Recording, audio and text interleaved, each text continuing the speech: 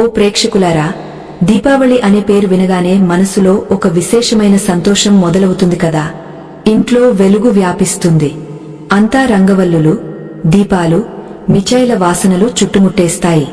కాని ఈ పవిత్రమైన పండగ యొక్క నిజమైన ప్రారంభం మాత్రం శుభ్రతతోనే మొదలవుతుంది. అవును, దీపావళి సిద్ధతలు పూర్తి అయినట్లు భావించేది ఇంటి ప్రతి మూల మెరిసిపోయినప్పుడు, పాతవి తొలగిపోయి కొత్తవి స్వాగతం పలికినప్పుడు మాత్రమే. కానీ చాలా మంది తెలుసుకోని విషయం ఏమిటంటే, ఈ శుభ్రత సమయంలో కొన్ని తప్పులు జరిగిపోతాయి. అవి అనుకోకుండా మాతా లక్ష్మీదేవిని కోపగించేస్తాయి. చాలా మంది ఆలోచిస్తారు పాత సామాను విసిరేసి కొత్తవి కొనుక్కుందామని. కాని వారు మరచిపోతారు ప్రతి పాత వస్తువులో ఇంటి శక్తి, మన కష్టం మరియు కొన్నిసార్లు మాతా లక్ష్మి యొక్క కృప కూడా ఇమిడి ఉంటాయని. మనం అవి ఆలోచించకుండా చెత్తలో విసిరేస్తే అది కేవలం వస్తువును త్యాగం చేయడం కాదు, సమృద్ధి యొక్క ఒక భాగాన్ని ఇంటి నుంచి బయటకు పంపేయడంలా ఉంటుంది. మన శాస్త్రాల్లో చెప్పబడింది, ఎక్కడ కృతజ్ఞత ఉంటుందో అక్కడ లక్ష్మి స్థిరంగా ఉండదు అని. అందుకే దీపావళి ముందు శుభ్రత చేసేటప్పుడు ఏ వస్తువులను విసిరేయాలి మరియు ఏవి కాదు అని గుర్తించడం చాలా ముఖ్యం. ఎందుకంటే ఇది కేవలం శుభ్రత కాదు, ఇది ఒక శక్తి శుద్ధీకరణ సమయం. ఇంటి ధూళిని తొలగిస్తున్నప్పుడు మనసు యొక్క నెగటివ్ ఆలోచనలు కూడా దూరమవుతాయి. కాని మీరు ఈ ప్రక్రియలో ఆ 3 ప్రత్యేక వస్తువులను తప్పుగా విసిరేస్తే మాతా లక్ష్మి ఆ ఇంటి వైపు నుంచి మెల్లగా ముఖం తిప్పేస్తారు అని అర్థం చేసుకోండి. మరి ఇదే కారణం ద్వారా నేడు మనం ఒక గాయమైన విషయంపై చర్చిస్తున్నాం. దీనిని ప్రతి సనాతన ఇంటికి తెలుసుకోవాలి. ఎందుకంటే ఇది కేవలం మాన్యత కాదు, తరాల నుంచి వచ్చిన అనుభవం. చాలా కుటుంబాలు ఇది అనుభవించాయి. వారి ఇళ్లలో ఈ 3 వస్తువులకు గౌరవం ఇచ్చిన వారి ఇళ్లలో సంవత్సరాల పాటు లక్ష్మీవాసం కొనసాగింది. మరియు దీనిని నిర్లక్ష్యం చేసిన వారి ఇళ్లలో ధనం వచ్చినా స్థిరంగా ఉండలేదు. అందుకే ఓ ప్రేక్షకులారా, నేటి కథను శ్రద్ధగా వినండి. ఎందుకంటే ఇందులో 3 వస్తువుల రహస్యం దాగి ఉంది. అవి మీ ఇంట్లో కూడా ఉండవచ్చు, మరియు మీరు వాటిని విసిరేస్తే మీరు స్వయంగా ఆ కృపను కోల్పోతారు. అది మీ జీవితాన్ని వెలిగించాల్సినది. రండి, ముందుకు వెళ్దాం ఆ దివ్యజ్ఞానం వైపు. దీనిని తెలుసుకుని మీరు మాతా లక్ష్మిని సంతోషపరచడమే కాకుండా మీ ఇంట్లో స్థిరమైన సమృద్ధి మరియు సుఖశాంతిని కూడా స్థాపించగలరు. కాని ప్రేక్షకులారా, ముందుకు వెళ్లే ముందు మీకు ఒక అత్యంత గంభీరమైన విషయం చెప్పాలి. మన ప్రాచీన ధర్మ గ్రంథమైన గరుడ పురాణంలో స్పష్టంగా చెప్పబడింది, ఏ కథ లేదా సీఖ్ అయినా దానిని మధ్యలో వదిలేస్తే అది కేవలం జ్ఞానం నుంచి వంచితం కావడం కాదు, అది పాప శ్రేణిలోకి వస్తుంది. ఎందుకంటే అధూరమైన కథ మనసులో సందేహం, భ్రమ మరియు అధూరమైన సత్యాన్ని వదిలేస్తుంది. మరియు ఈ అధూరమైన సత్యం చాలాసార్లు వ్యక్తిని తప్పుడు దిశలోకి తీసుకువెళ్తుంది.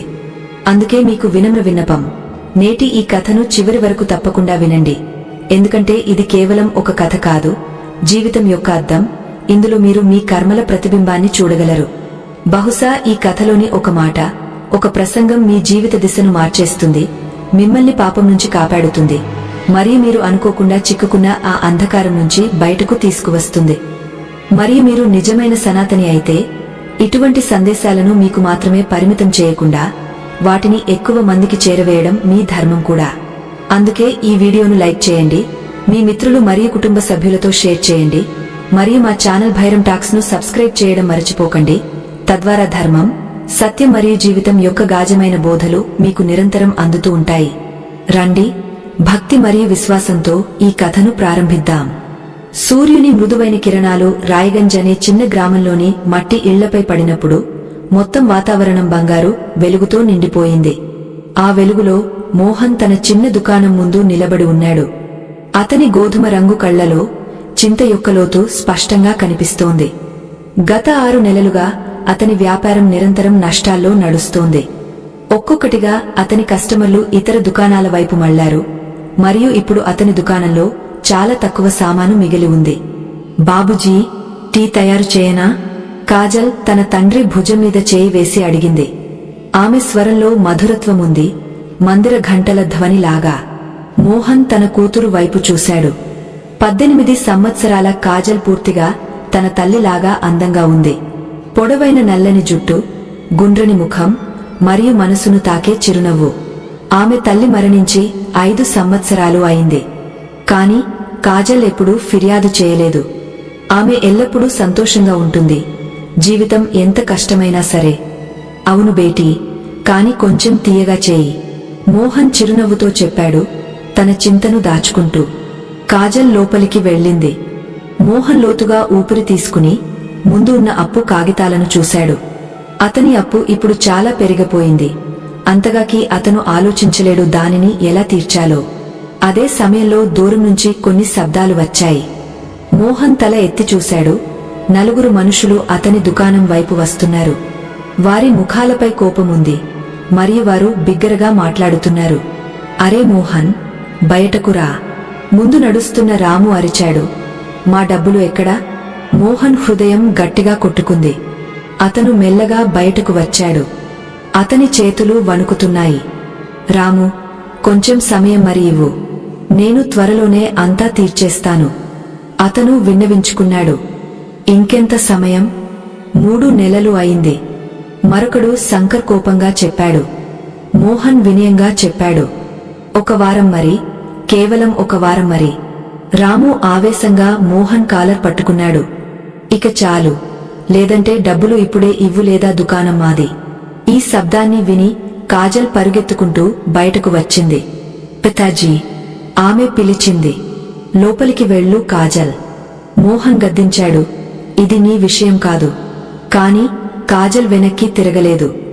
ఆమె తన తండ్రి పక్కన నిలబడి దృఢమైన స్వరంలో చెప్పింది, మీరు మా పితాజీని ఇబ్బంది పెట్టకండి. వారు మీ డబ్బులు తిరిగి ఇస్తారు. వారు ఎప్పుడూ ఎవరి హక్కును తినరు. రాము వ్యంగ్యంగా చెప్పాడు. నీ పితాజీకి ఇప్పుడు ఒక పిల్లవాని రక్షణ అవసరమా? ఎంత బలహీనుడు! కాజల్ భయపడకుండా సమాధానమిచ్చింది. నేను పిల్లవాని కాదు, మరియు మా పితాజీ బలహీనులు కాదు. వారు సత్యవంతులు, ఇమాందారులు. వారు కష్టాల్లో ఉన్నారు, కాని తమ వాగ్దానాన్ని తప్పకుండా నిర్వహిస్తారు. ఆ క్షణంలో మోహన్ కళ్ళు తడిసిపోయాయి. అతను తన కూతురు సాహసంలో భగవంతుని ఆశీర్వాదాన్ని చూశాడు. అతను మనసులోనే అనుకున్నాడు, హే ప్రభూ, ఈ పిల్ల నా జీవితంలో అతిపెద్ద శక్తి. ఆమె నమ్మకాన్ని ఎప్పుడూ భంగం చేయకండి. రాము కాజల్ దుజత్వాన్ని చూసి చెప్పాడు, కీక్ హాయ్, 1 వారం మరి. కాని డబ్బులు రాకపోతే దుకాణం మరియు ఇల్లు 2 మావి. మోహన్ తల వంచి కీక్ అన్నాడు. వారు వెళ్లిపోయిన తర్వాత మోహన్ అలసిపోయి చౌకీపై కూర్చున్నాడు. అతని మనసులో చింత ఉంది. కాజల్ తన పితాజీ పక్కన కూర్చుని ప్రేమగా వారి వీపుపై చేయి రాస్తూ మెల్లగా చెప్పింది, పితాజీ, అంతా బాగుంటుంది. ప్రభు అంతా సరిచేస్తారు. మోహన్ తన కూతురు వైపు చూశాడు. అతని కళ్లలో కన్నీళ్లు. అతను చెప్పాడు, ఎలా బేటీ? నేను అంతా ప్రయత్నించాను. బ్యాంక్ ఇప్పుడు ఇవ్వడం లేదు. మిత్రులు ఇప్పటికే చాలా సహాయం చేశారు. ఇప్పుడు ఎలాంటి మార్గం మిగలలేదు. కాజల్ కొంచెం సమయం మౌనంగా ఉంది. తర్వాత మెల్లగా చెప్పింది, నేను పని చేయగలను పితాజీ. నేను ఏదైనా పెద్ద నగరంలోకి వెళ్లి ఉద్యోగం చేయగలను. నేను చదువుకున్నాను. నాకు మంచి ఉద్యోగం వస్తుంది. మోహన్ తల తిప్పాడు. కాదు బేటీ, నువ్వు ఒంటరిగా అంత దూరం వెళ్లకూడదు. పెద్ద నగరాల్లో నమ్మడం కష్టం. అక్కడ మనుషుల ముఖాలు మారిపోతాయి.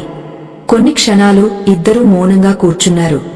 అప్పుడు మోహన్ మెల్లగా చెప్పాడు, కాని ఒక చోటు ఉంది. కాజల్ ఆసక్తిగా అడిగింది.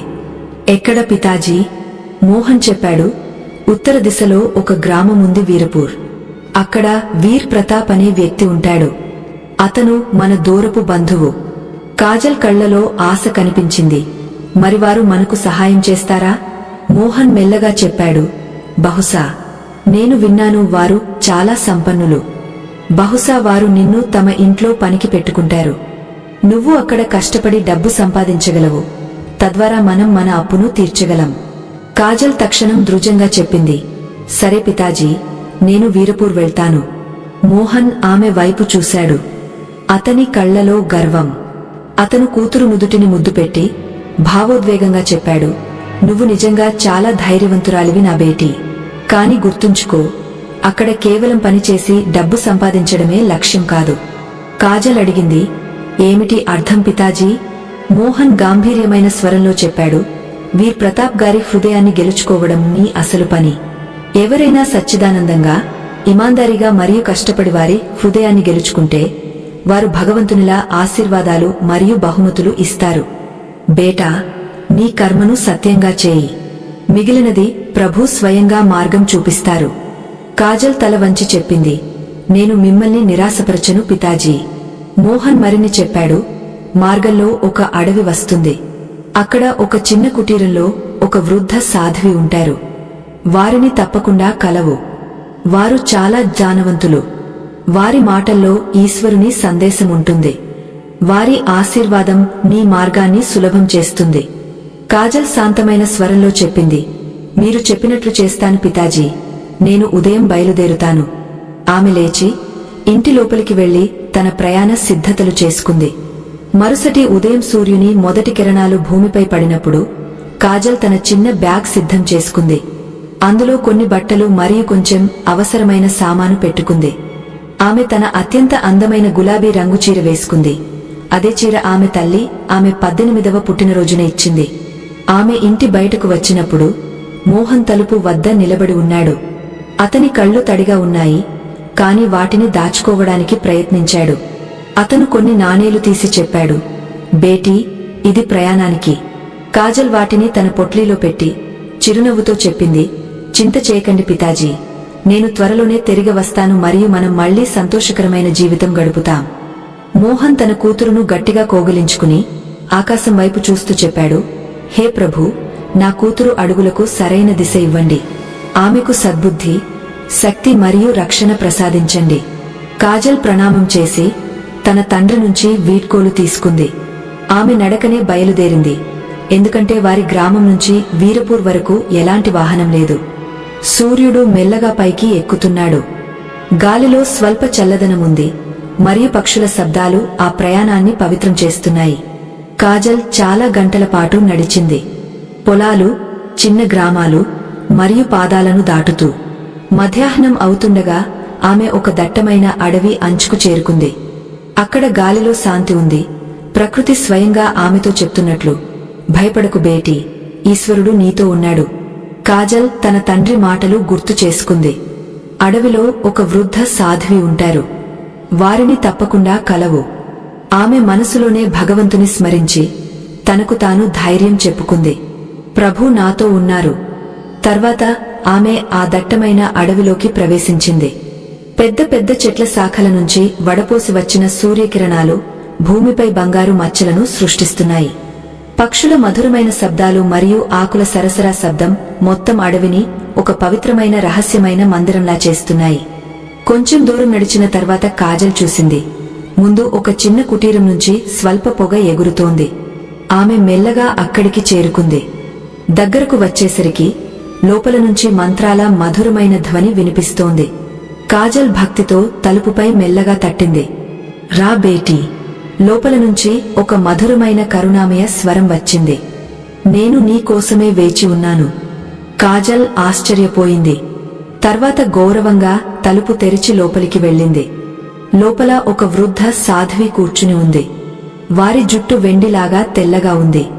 ముఖంపై లోతైన రేఖలు ఉన్నాయి. కాని వారి కళ్ళు నీలం రంగు, శాంతమైనవి మరియు తేజస్వి, సముద్రలోతు లాగా కనిపిస్తున్నాయి. అందులో అపార కరుణ మరియు దివ్య ప్రకాశం మెరుస్తోంది. నమస్తే మాతాజీ. కాజల్ వినయంగా ప్రణామం చేసింది. నేను రాయగంజ్ నుంచి వచ్చాను. నా పితాజీ చెప్పారు నేను మిమ్మల్ని తప్పకుండా కలవాలి అని.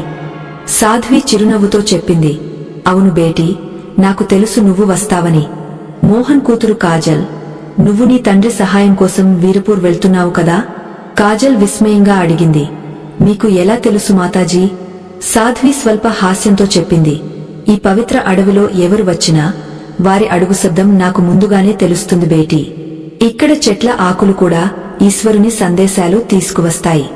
కాజల్ మనసులో భక్తి మరియు ఆశ్చర్యం రెండూ ఉన్నాయి. కాని ఆమె మౌనంగా తల వంచింది. రా కూర్చో బేటీ, సాధ్వి ప్రేమగా చెప్పింది. నీకు ఒక దీర్ఘ ప్రయాణం చేయాలి. అందుకు కొంచెం జ్ఞానం అవసరం. కాజల్ వినయంగా కూర్చుంది. మాతాజీ, నాకు మీ ఆశీర్వాదం కావాలి, తద్వారా నా పని సఫలమవుతుంది. సాధ్వి చిరునవ్వుతో చెప్పింది, ఆశీర్వాదం వస్తుంది బేటీ, కాని ముందు ఓపిక నేర్చుకో. హడావిడిగా చేసిన ఏ పని అయినా అధూరమవుతుంది. ఓపికే సాధన. కాజల్ తల వంచి చెప్పింది, మీరు సరిగా చెప్పారు మాతాజీ. సాధ్వి అడిగింది. నీ దగ్గర ఏదైనా నాణ్యముందా బేటీ? కాజల్ చెప్పింది. అవును మాతాజీ, పితాజీ ప్రయాణానికి కొన్ని నాణేలు ఇచ్చారు. ఒక నాణెం ఇవ్వు. సాధ్వి చెప్పింది. నేను నీకు ఒక జ్ఞానం ఇస్తాను.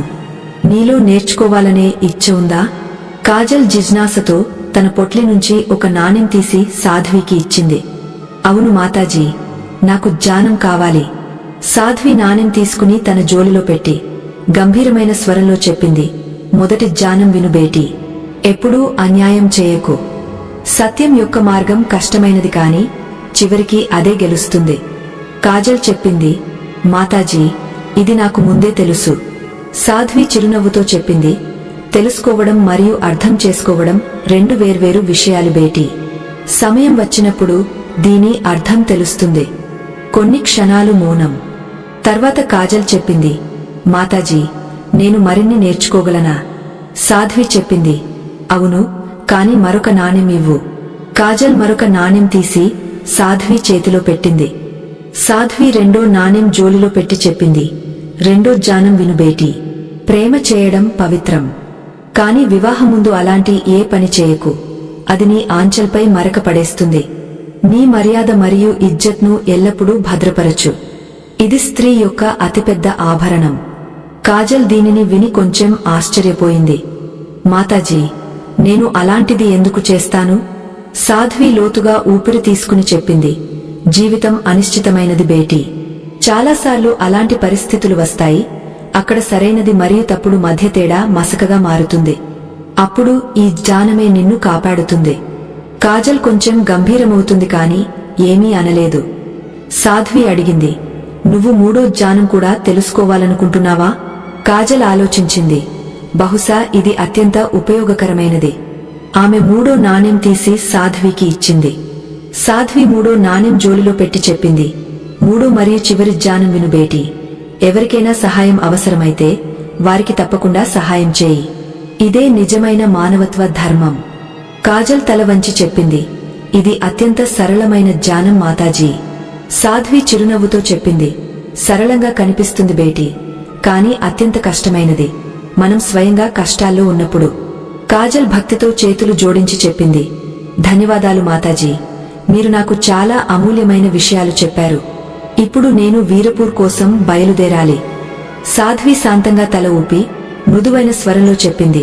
వెళ్ళు బేటీ, నీ మార్గంపై ఎల్లప్పుడూ సత్యం మరియు భల యొక్క పాలన చేయి. మరియు గుర్తుంచుకో, ఎప్పుడైనా నాకు సలహా అవసరమైతే నువ్వు ఇక్కడికి తిరిగరా. నేను ఎల్లప్పుడూ నీకోసం ప్రార్థన చేస్తూ ఉంటాను. కాజల్ గౌరవంగా వారి పాదాలకు ప్రణామం చేసి ఆశీర్వాదం తీసుకుని మెల్లగా కుటీరం నుంచి బయటకు వచ్చింది. నడుస్తూ ఆమె మనసులో ఒకే ప్రశ్న.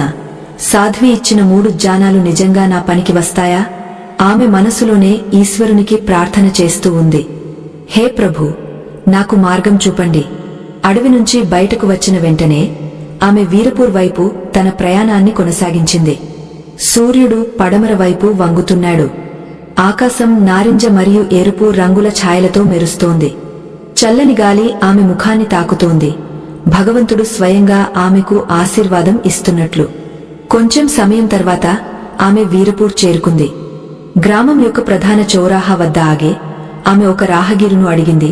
భాయ్యా, వీర్ ప్రతాప్ గారి హవేలీ ఎక్కడా? రాహగీరు చిరునవ్వుతో ఎత్తైన కొండ వైపు చూపించాడు. అక్కడ అక్క, ఆ కొండపై ఉన్న పెద్ద హవేలీనే వీర్ ప్రతాప్ గారి ఇల్లు. కాజల్ ధన్యవాదాలు చెప్పి మెల్లగా కొండ వైపు నడిచింది. దగ్గరకు వచ్చేసరికి హవేలీ యొక్క భవ్యత చూసి ఆమె మనసు విస్మయంతో నిండిపోయింది. ఆ హవేలీ చాలా విశాలమైనది. బంగారు మరియు ఎరుపు రాళ్లతో నిర్మించబడింది. చుట్టూ ఎత్తైన గోడలు మరియు ఫౌంటైన్లు ఉన్నాయి. చుట్టూ పూల వాసనలు వ్యాపిస్తున్నాయి. అది ఏదో రాజభవనం లాగా ఉంది. ప్రధాన ద్వారం వద్ద చేరుకుని కాజల్ భక్తితో తలుపుపై తట్టింది. కొన్ని క్షణాల తర్వాత ఒక నౌకరు తలుపు తెరిచి కఠిన స్వరంలో అడిగాడు. నువ్వు ఎవరు? ఏమి పని? కాజల్ వినయంగా చెప్పింది. నేను కాజల్, రాయగంజ్లో మోహన్ కూతురు. నాకు వీర్ ప్రతాప్ గారిని కలవాలి. వారు నా పితాజీ దూరపు బంధువు. నౌకరు ఆమెను పైనుంచి కింద వరకు చూసి ఆమె సత్యాన్ని పరీక్షిస్తున్నట్లు తర్వాత చెప్పాడు. సరే, లోపలికి రా, నేను మాలికు చెప్తాను. కాజల్ మనసులోనే జయ శ్రీహరి అని చెప్పి లోపలికి వెళ్ళింది. లోపల హవేలీ చాలా అందంగా ఉంది. మధ్యలో పెద్ద ఆంగనుంది. చుట్టూ పూల తోటలు మరియు ఫౌంటైన్లు. నౌకర్లు తమ తమ పనుల్లో నిమగ్నమై ఉన్నారు. ఆ దృశ్యం చూసి కాజల్కు అనిపించింది ఆమె ఏదో దేవాలయంలోకి ప్రవేశిస్తున్నట్లు. నౌకరు ఆమెను ఒక పెద్ద గదిలోకి తీసుకువెళ్లాడు. అక్కడ వీర్ ప్రతాప్ ఒక కుర్చీపై కూర్చుని ఉన్నారు. వారు ఎత్తైన శరీరం, గంభీరమైన మరియు తేజస్వి వ్యక్తి. వారి కళ్లలో అంత తేజస్సు ఉంది. కాజల్ కొన్ని క్షణాలు భయపడింది. మరి నువ్వు మోహన్ కూతురువా? వీర్ ప్రతాప్ అడిగారు. వారి స్వరం లోతైనది మరియు ప్రభావవంతమైనది. జీ సాహబ్, కాజల్ తల వంచి చెప్పింది. నేను నా పితాజీ సహాయం కోసం వచ్చాను. వారు చెప్పారు మీరు మా దూరపు బంధువు అని. వీర్ ప్రతాప్ తమ మీసాలను సవరిస్తూ చెప్పారు. అవును, నేను మోహన్ను తెలుసు. అతను చాలా మంచి మనిషి. నాకు విచారం, అతను కష్టాల్లో ఉన్నాడు. కొన్ని క్షణాలు ఆగవారు చెప్పారు. సరే, నువ్వు ఇక్కడ ఉండి పని చేయవచ్చు. మేము నీకు ప్రతి నెల కొంచెం జీతం ఇస్తాం. కాజల్ ముఖంపై చిరునవ్వు వచ్చింది. ఆమె తల వంచి చెప్పింది. ధన్యవాదాలు సాహబ్, మీరు చాలా దయామేలు. వీర్ ప్రతాప్ చెప్పారు. నువ్వు వంటగదిలో పని చేయాలి. అక్కడ తారా అనే మహిళ ఉంది. ఆమె నీకు అంతా నేర్పుతుంది. మరియు అవును, ఇక్కడ క్రమశిక్షణ చాలా ముఖ్యం. ఏ తప్పు సహించబడదు. కాజల్ దృఢ స్వరంలో చెప్పింది. జీ సాహబ్, నేను పూర్తి ఇమాందారీ మరియు భక్తితో పనిచేస్తాను. వీర్ ప్రతాప్ తమ నౌకరును పిలిచారు. దీనిని తారా వద్దకు తీసుకువెళ్ళు. నౌకరు తల వంచి కాజల్ను వంటగది వైపు తీసుకువెళ్లాడు. వంటగది దగ్గర చేరుకున్న వెంటనే ఆమె చూసింది ఒక మధ్య వయస్సు మహిళ తారా ఇతర నౌకర్లతో కలిసి భోజనం తయారు చేస్తోంది. చుట్టూ భోజన వాసనలు మరియు ఆవిరి. అది ఏదో ప్రసాదం యొక్క వంటగది లాగా ఉంది. నౌకరు చెప్పాడు. తారా, ఇది కాజల్. మాలిక్ చెప్పారు మీరు దీనికి అంతా నేర్పాలి అని. తారా కాజల్ వైపు చూసింది. ఆమె కళ్లలో కఠినత్వం మరియు అసంతృప్తి మెరుస్తోంది. సరే, కొత్త అమ్మాయి, నీ పేరు ఏమిటి? ఆమె చల్లని స్వరంలో అడిగింది. కాజల్ వినయంగా సమాధానమిచ్చింది. మరియు మీ పేరు? ఆమె గౌరవంగా అడిగింది. నేను తారాను. తారా చెప్పింది. మరియు ఇది పరి. ఆమె తన పక్కన నిలబడిన ఒక యువతి వైపు చూపించింది. మేము ఇక్కడ వంటగదిని సంభాళిస్తాం. నేడు నువ్వు కేవలం చూడు, ఏమీ మాట్లాడకు. దృష్టిని పనిపై ఉంచు మరియు మౌనంగా ఉండు. అర్థమైందా? జీ, అర్థమైంది. కాజల్ శాంతమైన స్వరంలో చెప్పింది. తారా యొక్క ప్రవర్తన ఆమెకు కొంచెం వింతగా అనిపించింది కాని ఆమె ఏమీ అనలేదు. రోజు గడిచిపోతుంది మరియు కాజల్ మౌనంగా తన పని చూసుకుంటుంది. మెల్లగా ఆమె చూసింది. తారా మరియు పరి చాలా తప్పుడు పనులు చేస్తున్నారు. వారు మంచి ధాన్యంలో చెడు ధాన్యం కలుపుతున్నారు మరియు మంచి సామానును తమ కోసం దాచేస్తున్నారు. ఒకరోజు తారా మరియు పరి ఏదో పనిమీద బయటకు వెళ్లినప్పుడు కాజల్ ఒక పాత నౌకరును మెల్లగా అడిగింది. భయ్యా, ఈ మనుషులు ఎందుకు అలా చేస్తారు? మాలిక్కు తెలిస్తే ఏమవుతుంది? నౌకరు చుట్టూ చూసి మెల్లగా చెప్పాడు. వారు గత 15 సంవత్సరాల నుంచి అలా చేస్తున్నారు. అక్కా, మాలిక్కు ఎప్పుడూ ఏమీ తెలియదు. ఇప్పుడు ఇది వారి అలవాటు అయిపోయింది. కాని ఇది తప్పు. కాజల్ విచారంగా చెప్పింది. దీనివల్ల మాలిక్ ఆరోగ్యం కూడా చెడిపోవచ్చు. నౌకరు హెచ్చరించాడు. చాలా తెలివిగా ఉండటానికి ప్రయత్నించకు. 15 సంవత్సరాల నుంచి అంతా అలాగే నడుస్తోంది. కొంచెం తీసుకోవడం ఇవ్వడం వల్ల ఏ పర్వతం పగులదు. కాజల్ మౌనంగా ఉంది కాని ఆమె మనసులో సాధ్వి మాటలు మారుమోగుతున్నాయి. ఎప్పుడూ అన్యాయం చేయకు. సత్యం యొక్క మార్గం కష్టమైనది కాని చివరికి అదే గెలుస్తుంది. రాత్రి కాజల్ తన చిన్న గది వైపు వెళ్తుండగా తారా ఆమెను అడ్డుకుంది. రేపటి నుంచి నువ్వు మాతో పని చేస్తావు. తారా చెప్పింది. మరియు గుర్తుంచుకో, ఇక్కడ ఏమి జరిగినా అది ఇక్కడే ఉంటుంది. బయట ఎవరికైనా చెప్పావంటే నీ ఇక్కడ ఉండడం కష్టమవుతుంది. కాజల్ తల వంచి జీ అన్నది. కాని మనసులో ఆమె నిర్ణయించుకుంది. నేను కేవలం సత్యం యొక్క మార్గాన్ని అనుసరిస్తాను. ఏమైనా సరే. మరుసటి ఉదయం వంటగది పని ప్రారంభమైనప్పుడు తారా మరియు పరి కాజల్ను కూడా పిలిచారు. కాని వారు మళ్లీ కలపడం ప్రారంభించినప్పుడు కాజల్ దృఢంగా చెప్పింది. నేను అలా చేయలేను. ఇది తప్పు. తారా కోపంగా చెప్పింది. నువ్వు ఏమనుకుంటున్నావు? ఇక్కడ మా నియమాలు నడుస్తాయి. నువ్వు వాటిని పాటించాలి. కాజల్ శాంతమైన కాని బలమైన స్వరంలో చెప్పింది. నేను తప్పుడు పని చేయను. మీరు కావాలంటే నన్ను తొలగించండి కాని నేను నా సిద్ధాంతాలతో రాజీపడను. తారా మరియు పరి ఒకరినొకరు చూసుకున్నారు. తారా చెప్పింది, సరే చేకు కాని నువ్వు ఎవరికైనా చెప్పావంటే మేము నీ ఇక్కడ ఉండడాన్ని అసాధ్యం చేస్తాం. కాజల్ ఏమీ అనలేదు. ఆమె మౌనంగా తన పని చేయడం ప్రారంభించింది. ఆమె ఎలాంటి కలపడం లేకుండా పూర్తి మనసు మరియు ఇమాందారీతో భోజనం తయారు చేసింది. మధ్యాహ్నం సమయం వచ్చినప్పుడు వీర్ ప్రతాప్ మరియు వారి కుమారుడు సంజయ్ భోజనానికి కూర్చున్నారు. మొదటి ముద్ద తినగానే వీర్ ప్రతాప్ ఆశ్చర్యంగా కుమారుడు వైపు చూశారు. నేడు భోజనం చాలా రుచికరంగా ఉంది. సంజయ్ చిరునవ్వుతో చెప్పాడు, అవును పితాజీ, నేడు భోజనం నిజంగా వేరే రుచి ఉంది. వీర్ ప్రతాప్ నౌకరును అడిగారు, నేడు భోజనం ఎవరు తయారు చేశారు? నౌకరు వినయంగా చెప్పాడు, సాహబ్, నేడు కొత్త నౌకరాణి కాజల్ తయారు చేసింది. వీర్ ప్రతాప్ చెప్పారు, ఆమెను పిలవు. నౌకరు తల వంచి జీ సాహబ్ అని కాజల్ను పిలవడానికి వెళ్లాడు. కాజల్ లోపలికి వచ్చినప్పుడు వీర్ ప్రతాప్ శాంతమైన కాని లోతైన స్వరంలో అడిగారు, ఈ భోజనం నువ్వు తయారు చేశావా? జీ సాహబ్, కాజల్ వినయంగా తల వంచి చెప్పింది. వీర్ ప్రతాప్ చిరునవ్వుతో చెప్పారు, ఇంత రుచికరమైన భోజనం నేను ఇంతవరకు తినలేదు. దీని రహస్యం ఏమిటి? ఎవరు నీకు ఇంత మంచి భోజనం తయారు చేయడం నేర్పారు? కాజల్ కొంచెం ఆలోచించి వినయమైన స్వరంలో చెప్పింది, సాహబ్, ఇందులో నా ఏ ప్రత్యేక గుణం లేదు. నేను కేవలం సత్యం మరియు ఇమాందారీతో ఎలాంటి కలపడం లేకుండా భోజనం తయారు చేశాను. మీరు సత్యం తెలుసుకోవాలనుకుంటే రేపు స్వయంగా వంటగదికి రండి, అంతా స్పష్టమవుతుంది. వీర్ ప్రతాప్ ఆశ్చర్యంగా కనుబొమ్మలు ఎత్తారు. ఏమిటి అర్థం? రేపు మీరు స్వయంగా చూడండి సాహబ్, కాజల్ శాంతమైన స్వరంలో చెప్పింది. నేను మీకు అంతా చూపిస్తాను. వీర్ ప్రతాప్ కొంచెం ఆలోచించి చెప్పారు, సరే, రేపు చూస్తాను. పక్కనే నిలబడి ఉన్న తారా మరియు పరి ముఖాల రంగు మారిపోయింది. వారికి అనిపించింది వారి రహస్యం ఇప్పుడు దాగదు. ఆ రాత్రి కాజల్ తన చిన్న గది వైపు వెళ్తుండగా తారా ఆమె మార్గాన్ని అడ్డుకుంది. నువ్వు ఏమి చేస్తున్నావు? తారా కోపంగా చెప్పింది. నువ్వు మమ్మల్ని నాశనం చేయాలనుకుంటున్నావా?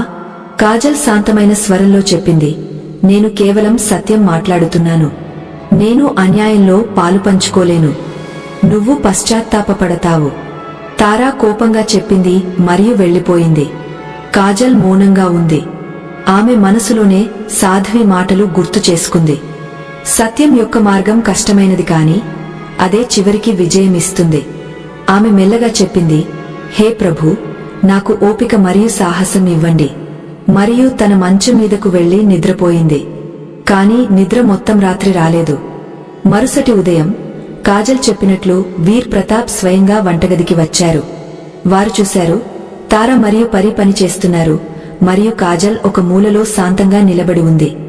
మరి కాజల్, వీర్ ప్రతాప్ చెప్పారు, నువ్వు చెప్పావు నాకు ఏదో చూపించాలని. జీ సాహబ్, కాజల్ గౌరవంగా చెప్పింది. ఇప్పుడు సమయం వచ్చింది. మీరు తెలుసుకోవాలి, రేపు భోజనం ఎందుకు అంత రుచికరంగా ఉంది అని. ఏమిటి అర్థం? సూటిగా చెప్పు అమ్మాయి. వీర్ ప్రతాప్ కొంచెం కహిన స్వరంలో చెప్పారు. కాజల్ మెల్లగా చెప్పింది, రేపు భోజనం అంత మంచిగా ఉంది ఎందుకంటే నేను ఎలాంటి కలపడం లేకుండా శుద్ధమైన సామానుతో భోజనం తయారు చేశాను. కాని నేడు మీరు స్వయంగా చూడండి, ఇక్కడ ఏమి జరుగుతోంది. ఏమి గడబడా? వీర్ ప్రతాప్ అడిగారు. వారి స్వరంలో గంభీరత పెరిగింది. మీరు స్వయంగా చూడండి సాహబ్, కాజల్ చెప్పింది మరియు తారా మరియు పరి వైపు చూపించింది. వీర్ ప్రతాప్ దగ్గరకు వెళ్లి చూశారు. ఇద్దరు బియ్యంలో ఏదో కలుపుతున్నారు.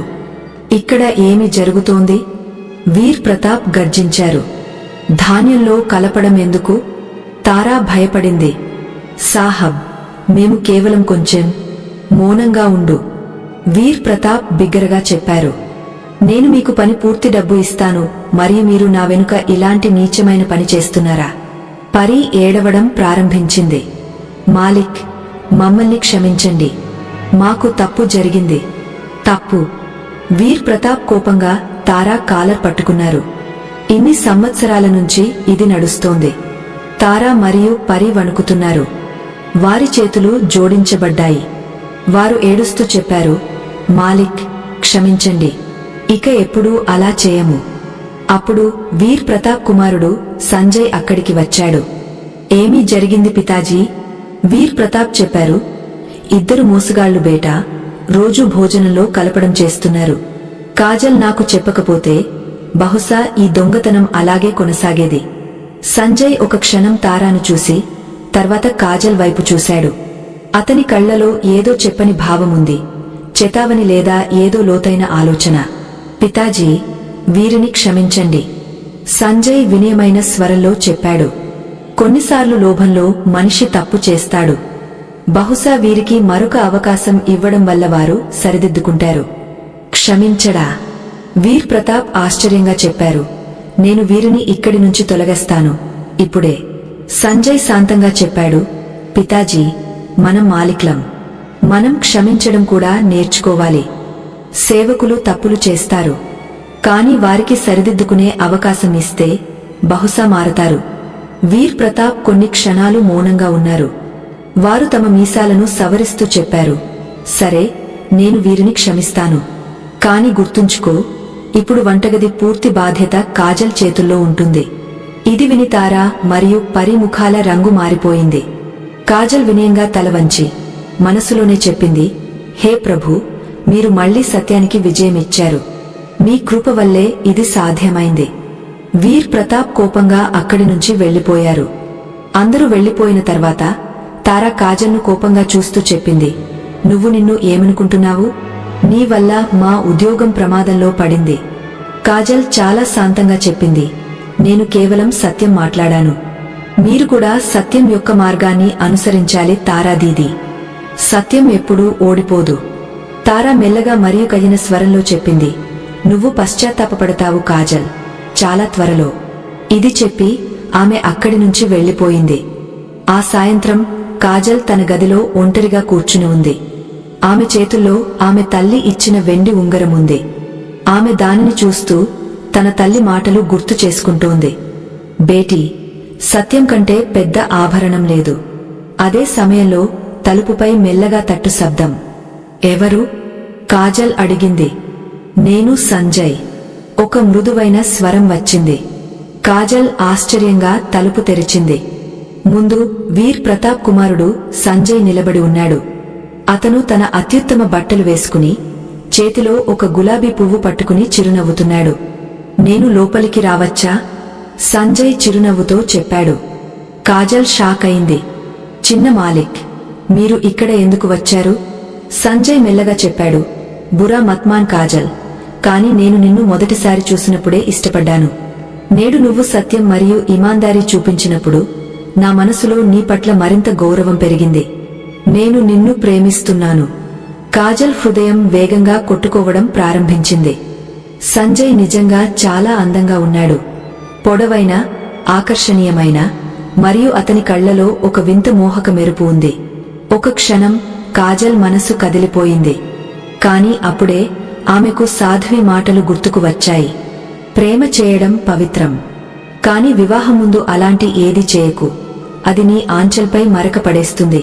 కాజల్ దృఢంగా చెప్పింది, కాదు చిన్న మాలిక్, ఇది సరైనది కాదు. మీరు నా మాలిక్ కుమారుడు. నేను మాలిక్తో విశ్వాసఘాతకం చేయలేను. ఆమె తల వంచి చెప్పింది, నన్ను క్షమించండి మరియు తలుపు మెల్లగా మూసేసింది. కాజల్ లోతుగా ఊపిరి తీసుకుని తన మంచం మీద కూర్చుంది.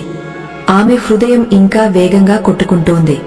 కాని లోపల నుంచి ఆమె గర్వం మరియు శాంతితో నిండిపోయింది. ధన్యులు ఆ సాధ్వి మాత, వారు నాకు మర్యాద మార్గాన్ని చూపించారు. కొన్ని గంటల తర్వాత ఆమె నిద్రలో ఉన్నప్పుడు అకస్మాత్తుగా బయట నుంచి కొన్ని శబ్దాలు వినిపించాయి. ఆమె మెల్లగా జనాలు తెరిచి చూసింది. తారా గది నుంచి మెల్లని మాటలు వస్తున్నాయి. కాజల్ మౌనంగా తన గది నుంచి బయటకు వచ్చి మెల్లగా తారా తలుపు దగ్గరకు చేరుకుంది. లోపల నుంచి సంజయ్ స్వరం వినిపించింది. నేను కాజల్ను నా ప్రేమ జాలంలో బంధించడానికి ప్రయత్నించాను, కాని ఆమె చాలా ఇమాందార్. నా ఉచ్చులో చిక్కలేదు. తారా స్వరం వచ్చింది. మరి ఇప్పుడు ఏమి చేద్దాం సంజయ్? ఆమె ఇక్కడ ఉంటే మన పని నడవదు. సంజయ్ కైన స్వరంలో చెప్పాడు. మనల్ని అడ్డుకునేవాడు ఇక్కడ ఉండడు. నేను స్వయంగా చూసుకుంటాను ఆమె హవేలీ నుంచి ఎలా బయటకు వెళ్తుందో. కాజల్ పాదాల కింద నుంచి భూమి కదిలిపోయింది. ఆమె స్తబ్దురాలైంది. హే భగవాన్, నేను ఏమి వింటున్నాను? సంజయ్ మరియు తారా ఇద్దరు కలిసి నా వ్యతిరేకంగా పథకం రచిస్తున్నారు. ఆమె మనసు వణికిపోయింది. ఆమె ఆలోచించడం ప్రారంభించింది. ఈ విషయాన్ని సాహబ్కు చెప్పాలా? తర్వాత తనకు తానే చెప్పుకుంది, కాదు, ఆధారం లేకుండా ఏమీ చెప్పడం సరికాదు. ఆమె మౌనంగా తన గదికి తిరిగి వచ్చి భగవంతుని ముందు తల వంచింది. హే ప్రభూ, సత్యాన్ని రక్షించండి. నేను ఒంటరిని కాని భయపడను. ఉదయం సమయం అయింది. కాజల్ వంటగదిలో పని చేస్తోంది. అకస్మాత్తుగా హవేలీలో శబ్దం మొదలైంది. దొంగతనం, దొంగతనం అయింది. ఇది సంజయ్ స్వరం. అందరూ నౌకర్లు పరుగెత్తుకుంటూ అతని గది ముందు గుమిగూడారు. వీర్ ప్రతాప్ కూడా వేగంగా అక్కడికి చేరుకున్నారు. వారి ముఖంపై చింత ఉంది. ఏమీ జరిగింది బేటా? వీర్ ప్రతాప్ అడిగారు. పితాజీ, సంజయ్ నాటకీయంగా చెప్పాడు. నా గది నుంచి విలువైన సామాను దొంగతనమైంది. నా స్వర్ణ గడియారం, తల్లి ఇచ్చిన హార్ మరియు కొన్ని డబ్బులు కూడా కనిపించడం లేదు. ఏమిటి? వీర్ ప్రతాప్ ఆశ్చర్యంగా చెప్పారు. మన హవేలీలో దొంగతనం, ఇది అసాధ్యం. పితాజీ, సంజయ్ నకిలీ గంభీరతతో చెప్పాడు. నాకు అనిపిస్తోంది దొంగ ఎవరో తెలుసు. అతని కళ్ళు నేరుగా కాజల్ మీద పడ్డాయి. వీర్ ప్రతాప్ ఆతురతగా అడిగారు, నీకు తెలుసా ఎవరు? కాజల్, సంజయ్ అకస్మాత్తుగా చెప్పాడు మరియు తన వేలు ఆమె వైపు చూపించాడు. ఇదే నేడు నా గది శుభ్రం చేసింది. ఇది బయటకు వెళ్లినప్పుడు దాని చేతిలో పెద్ద బస్తా ఉంది.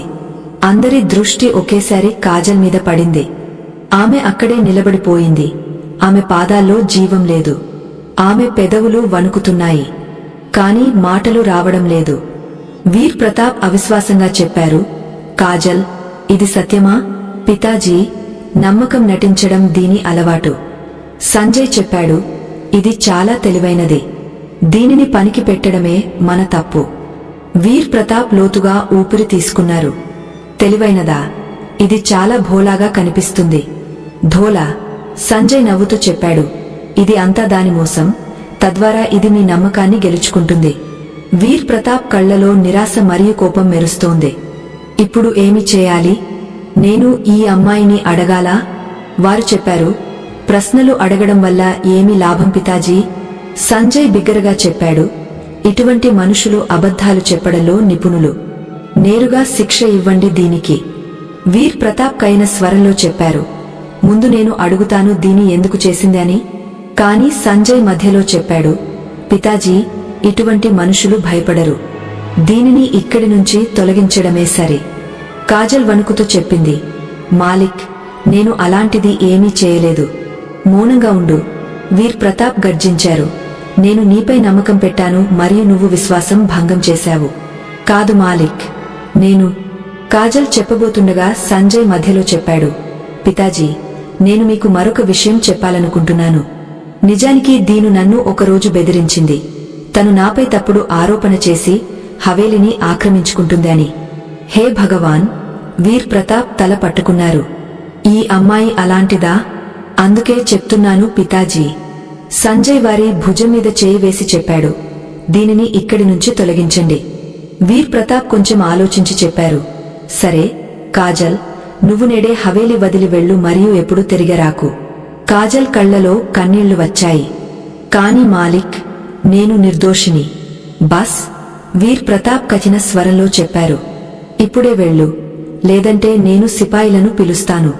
కాజల్ వణుకుతూ తల వంచి తన గది వైపు వెళ్ళింది. ఆమె హృదయం భారంగా ఉంది. ఆమె తెలుసు ఆమె నిర్దోషి. కాని సంజయ్ యొక్క షడ్యంత్రం అంత తెలివిగా రచించబడింది. ఎవరూ ఆమె మాట వినడానికి సిద్ధంగా లేదు. ఆమె గదికి చేరుకున్నప్పుడు ఆమె తన చిన్న బ్యాగ్ తీసుకుని ప్యాక్ చేయడం ప్రారంభించింది. అదే సమయంలో తలుపు అకస్మాత్తుగా తెరుచుకుని సంజయ్ లోపలికి వచ్చాడు. కాజల్ తిరిగి చూసింది. ఆమె కళ్లలో ఇప్పుడు భయం లేదు, కోపం ఉంది. మీకు ఏమి కావాలి? ఆమె చెప్పింది. సంజయ్ మెల్లని కాని చల్లని స్వరంలో చెప్పాడు, నేను నిన్ను హెచ్చరించడానికి వచ్చాను. నువ్వు నా మరియు తారా గురించి ఎవరికైనా చెప్పావంటే అంతా చాలా చెడుగా అవుతుంది. కాజల్ కళ్లలో కన్నీళ్లతో చెప్పింది, నేను ఎప్పుడూ ఆలోచించలేదు మీరు అంతగా పడిపోతారని. మీరు మీ తండ్రిని కూడా మోసం చేశారు. సంజయ్ నవ్వాడు. వారు నా తండ్రి, మరియు నేను చెప్పినది అదే జరుగుతుంది. ఇప్పుడు త్వరగా వెళ్ళు, లేదంటే నీ మార్గాన్ని మరింత కష్టతరం చేస్తాను. అతను వెళ్ళిపోయాడు. కాజల్ మౌనంగా తన పొట్లి తీసుకుని తన వస్తువులను సమకూర్చి బయటకు నడిచింది. హవేలీ తలుపు వద్ద చేరుకున్నప్పుడు ఆమె చూసింది, తారా మూలలో నిలబడి చిరునవ్వుతోంది. కాజల్ ఆమెను చూసింది కాని ఏమీ అనలేదు. కేవలం తల వంచి ముందుకు నడిచింది. ప్రధాన ద్వారం నుంచి బయటకు వచ్చిన వెంటనే ఆమె కళ్ల నుంచి కన్నీళ్లు రాలాయి. ఆమె చెప్పింది, హే ప్రభూ, నేను సత్యాన్ని వదలలేదు. మరి ఈ శిక్ష ఎందుకు? ఆమె ముందుకు నడుస్తూ ఆలోచిస్తుంది. సత్యం యొక్క మార్గం ఎల్లప్పుడూ అంత కష్టమైనదా? బజార్ చేరుకుని ఆమె చూసింది, మనుషులు కొనుగోళ్లలో నిమగ్నమై ఉన్నారు. దుకాణదారులు పిలుస్తున్నారు మరియు జీవితం తన గతితో నడుస్తోంది. అదే సమయంలో ఆమె దృష్టి ఒక వృద్ధ మహిళ మీద పడింది. ఆమె రోడ్డు పక్కన కూర్చుని ఉంది. ఆమె దగ్గర కొన్ని పండ్లు ఉన్నాయి కాని ఎవరూ కొనడం లేదు. కాజల్కు సాధ్వి మాటలు గుర్తుకు వచ్చాయి. సహాయం అవసరమైన వారికి తప్పకుండా సహాయం చేయి. ఇదే నిజమైన ధర్మం. ఇదే భగవంతుని పూజ. కాజల్ మెల్లగా ఆ వృద్ధ మహిళ దగ్గరకు వెళ్ళింది. అమ్మగారు, నేను మీకు కొంచెం సహాయం చేయగలనా? ఆమె వినయంగా అడిగింది. వృద్ధ మహిళ పైకి చూసింది. ఆమె కళ్లలో అలసట మరియు ఆశ్చర్యముంది. బేటీ, నువ్వు ఎవరు? ఆమె మెల్లని స్వరంలో చెప్పింది. నేను కాజల్. కాజల్ చిరునవ్వుతో చెప్పింది, నాకు అనిపించింది మీకు సహాయం అవసరం. వృద్ధ మహిళ చెప్పింది, అవును బేటీ, నేను ఉదయం నుంచి ఇక్కడ కూర్చున్నాను కాని ఎవరూ నా పండ్లు కొనడం లేదు. నా మనవడి కోసం మందు తీసుకోవాలి కాని డబ్బులు లేవు. కాజల్ కరుణతో ఆమె వైపు చూసింది. ఆమె తన దగ్గర ఉన్న స్వల్ప డబ్బులు తీసి అన్ని పండ్లు కొనేసింది. తర్వాత అదే డబ్బులతో మందు కూడా కొని వృద్ధ అమ్మను ఇంటి వరకు చేర్చి వచ్చింది. సూర్యుడు ఇప్పుడు అస్తమించాడు. కాజల్ మళ్లీ బజార్కు తిరిగి వచ్చినప్పుడు ఆకాశంలో సాయంకాలం ఎరుపు వ్యాపిస్తోంది. ఆమె ఆలోచిస్తోంది, ఇప్పుడు ఎక్కడికి వెళ్ళాలి ప్రభూ? అకస్మాత్తుగా బజార్లో శబ్దం మొదలైంది. రక్షించండి, రక్షించండి! మనుషులు అరుస్తున్నారు. ఎవరికో కత్తితో పొడిచారు. కాజల్ పరుగెత్తుకుంటూ ఆ చోటుకు చేరుకుంది. అక్కడ జనసమూహం గుమిగూడింది. అక్కడ ఒక మహిళ నేలపై పడి ఉంది. ఆమె కడుపు నుంచి రక్తం కారుతోంది. ఆమె మూలుగుతూ చెప్పింది, ఎవరైనా నాకు సహాయం చేయండి. కాజల్ ఆ మహిళ ముఖం చూసిన వెంటనే ఆమె హృదయం ఆగిపోయింది. అది తారా! తారా! కాజల్ అరిచి పరుగెత్తుకుంటూ ఆమె దగ్గరకు వెళ్ళింది. ఆమె తారా తలను తన ఒడిలో పెట్టుకుంది. తారా, నిన్ను ఎవరు పొడిచారు? తారా కళ్ళు మెల్లగా తెరిచి చెప్పింది, కొన్ని గుండాలు. వారు నాకు కత్తి పొడిచారు. ఆమె స్వరం చాలా బలహీనంగా ఉంది. కాజల్ మనసు వణికిపోయింది. హే ప్రభూ, ఇది సంజయ్ యొక్క ఏదో షడ్యంత్రమా?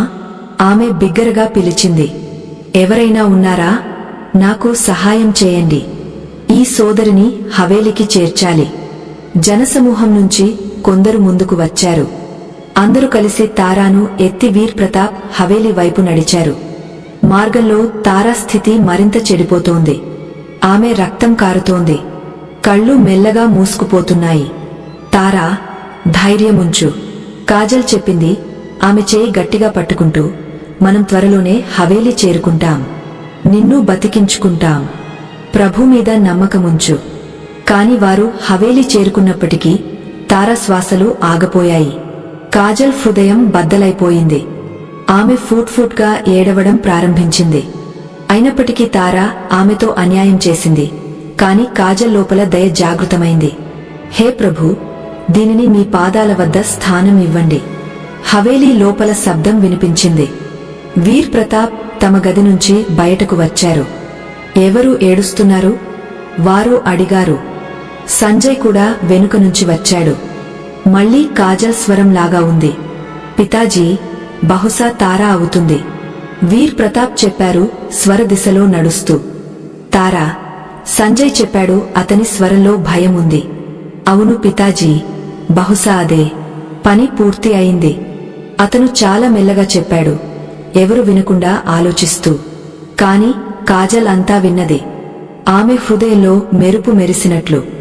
హే భగవాన్, ఇది అంతా అతని చలనమే. అక్కడ వీర్ ప్రతాప్ మరియు సంజయ్ బయటకు వచ్చి చూసిన దృశ్యాన్ని చూసి స్తబ్దులైపోయారు. తార శరీరం నేలపై పడి ఉంది మరియు కాజల్ ఆమె పక్కన కూర్చుని ఏడుస్తూ హే ప్రభు, నేను దీనిని కోల్పోయాను అని చెబుతోంది. వీర్ ప్రతాప్ విస్మయంగా అడిగారు, కాజల్, నువ్వు ఇక్కడ ఏమి చేస్తున్నావు? తారా బజార్లో ఉంది. కాజల్ ఏడుస్తూ చెప్పింది, ఎవరో ఆమెకు కత్తి పొడిచారు. సంజయ్ ముఖం అకస్మాత్తుగా తెల్లబడిపోయింది. తారా మరణించిందా? అతని స్వరం వణుకుతోంది. అవును, కాజల్ తన కళ్ళు తుడుచుకుంటూ చెప్పింది. నేను ఆమెను బతికించుకోలేకపోయాను. సంజయ్ ఒకేసారి మోకాళ్లపై పడిపోయాడు. కాదు, ఇది నా తప్పు పితాజీ, నా తప్పు. శాంతంగా ఉండు సంజయ్. వీర్ ప్రతాప్ తమ కుమారును సమాధానపరుస్తూ చెప్పారు. నువ్వు ఏమి చెబుతున్నావు? సంజయ్ ఏడుస్తూ చెప్పాడు, పితాజీ, నా మరియు తారా మధ్య ప్రేమ సంబంధం ఉంది. ఏమిటి? వీర్ ప్రతాప్ తల పట్టుకున్నారు. నీది మరియు తారాది. అవును పితాజీ, సంజయ్ చెప్పాడు. కాని కాజల్ వచ్చినప్పుడు ఆమె తార గురించి చెడుగా చెప్పింది. ఆమె అవమానం చేసింది. అతను అబద్ధం చెప్పాడు. అందుకే నేను మరియు తారా కలిసి కాజల్ను హవేలి నుంచి తొలగించడానికి పథకం రచించాం. మరి నువ్వు ఆమెపై దొంగతనం యొక్క తప్పుడు ఆరోపణ చేశావా? వీర్ ప్రతాప్ బద్దలైన స్వరంలో అడిగారు. అవును పితాజీ, సంజయ్ తల వంచాడు. కాని విషయం అక్కడే ముగియలేదు. ఏమిటి అర్థం? వీర్ ప్రతాప్ కళ్లలో ఇప్పుడు కోపముంది. సంజయ్ కన్నీళ్లు తుడుచుకుంటూ చెప్పాడు, తారా కేవలం కాజల్ను హవేలి నుంచి తొలగించాలనుకుంది. కాని నేను ఆమెను చంపడానికి పథకం రచించాను. కొన్ని గుండాలకు డబ్బు ఇచ్చాను. ఏమిటి? వీర్ ప్రతాప్ అరిచారు మరియు తమ కుమారును కదిలించారు. నువ్వు ఒక నిర్దోషి అమ్మాయిని చంపడానికి సాజిష్ చేశావా? సంజయ్ ఏడుస్తూ చెప్పాడు. అవును పితాజీ, నేను గుండాలకు చెప్పాను, ఎరుపు బట్టలు వేసుకున్న అమ్మాయిని చంపండి అని. కాజల్ ఎరుపు బట్టలు వేసుకుంది. కాని తారా కూడా అదే రంగు వేసుకుంది మరియు అక్కడే చంపబడింది. వీర్ ప్రతాప్ చేతులు వణుకుతున్నాయి. వారు కోపంగా తమ కుమారునికి గట్టి చెంపదెబ్బ కొట్టారు. నీ ద్వేషం నీ ప్రేయసి జీవితాన్ని తీసుకుంది. సంజయ్, ధిక్కారం నీకు. సంజయ్ నేలపై పడిపోయాడు. ఫూట్గా ఏడుస్తున్నాడు. నేను అలా కోరుకోలేదు పితాజీ, నన్ను క్షమించండి. క్షమా, వీర్ ప్రతాప్ కచిన స్వరంలో చెప్పారు. నువ్వు హవేలీ ఇజ్జత్ను మట్టిలో కలిపావు. ఇక్కడి నుంచి వెళ్ళిపో. ఇప్పుడే నా కళ్ల ముందు మాట్లాడకు. సంజయ్ ఏడుస్తూ హవేలీ నుంచి బయటకు వెళ్లాడు. వీర్ ప్రతాప్ ఇప్పుడు అలసిన అడుగులతో కాజల్ దగ్గరకు వచ్చారు. కాజల్ ఇంకా తారా శవం పక్కన కూర్చుని ఉంది. ఆమె కళ్లలో కన్నీళ్లు ఉన్నాయి మరియు అందులో శాంతి కూడా ఉంది. కాజల్, వీర్ ప్రతాప్ చెప్పారు, నువ్వు ఎల్లప్పుడూ మంచి చేశావు. ఎల్లప్పుడూ సత్యాన్ని పాటించావు మరియు నేను నిన్ను తప్పుగా అర్థం చేసుకున్నాను. నన్ను క్షమించు బేటీ. కాజల్ తల వంచి చెప్పింది. మీరు మాఫీ అడగకండి సాహబ్. మీకు మోసం చేయబడింది. మీ హృదయం పవిత్రం. వీర్ ప్రతాప్ జేబు నుంచి ఒక థైలి తీసి చెప్పారు. కాజల్, ఇది నీకోసం. ఇందులో అంత డబ్బు ఉంది. నువ్వు మరియు నీ తండ్రి సుఖంగా జీవితం గడపవచ్చు మరియు అప్పు తీర్చవచ్చు. కాజల్ వినయంగా ఆ థైలి తీసుకుని చెప్పింది, సాహబ్, నేను ఇది అంతా నా పితాజీకి ఇస్తాను. వారు తమ వ్యాపారాన్ని మళ్లీ ప్రారంభించగలరు. వీర్ ప్రతాప్ ఆమె వైపు ప్రేమగా చూసి ముందుకు వచ్చి ఆమె నుదుటిని ముద్దు పెట్టారు. నువ్వు దేవి లాంటిదివి బేటీ. భగవాన్ నీ కళ్యాణం చేస్తారు. కాజల్ వారి పాదాలకు ప్రణామం చేసి మెల్లని అడుగులతో హవేలి నుంచి బయటకు వెళ్ళింది. మార్గంలో సూర్యుడు అస్తమించాడు. ఆకాశంలో స్వల్ప వెలుగు ఉంది. ఆమె నడుస్తూ ఉంది. సాధ్వీమాత కుటీరం కనిపించే వరకు. కుటీరం బయట సాధ్వీమాత కూర్చుని ఉంది. మానోవారు ఆమె కోసమే వేచి ఉన్నట్లు. సాధ్వీమాత, కాజల్ భావోద్వేగ స్వరంలో చెప్పింది, నేను సఫలమయ్యాను మాతా. మరియు వంగ సాధ్వీమాత పాదాలను తాకింది. నాకు తెలుసు బేటీ. సాధ్వి మధురమైన చిరునవ్వుతో చెప్పింది, నువ్వు నా 3 జానాలను పాటించావు. నువ్వు ఎప్పుడూ అన్యాయం చేయలేదు. నీ మర్యాదను రక్షించావు మరియు అవసరమైన వారికి సహాయం చేశావు. అందుకే నువ్వు నేడు విజయవంతుడివి.